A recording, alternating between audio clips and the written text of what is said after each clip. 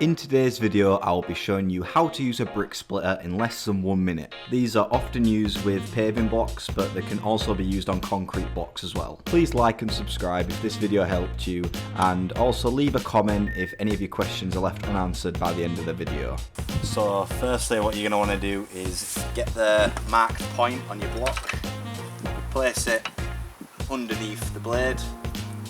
Now you may need to adjust the height of the blade by using this knob on the top to get the brick inside. Carefully place it on the blade. Slowly tighten until the block is sturdy, and then press the handle. Check the description if you want to hire this item. Just like that, you split the block. Also, while you're actually using the machine, you can quite easily drag it along to move it back and forth. It's not too heavy where you can't do that. I'll show you that again.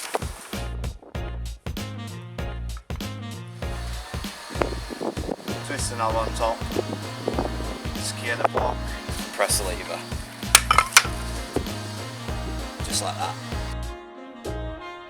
Check our video on how to clean block paving with a pressure washer, or take a look at our garden care video playlist.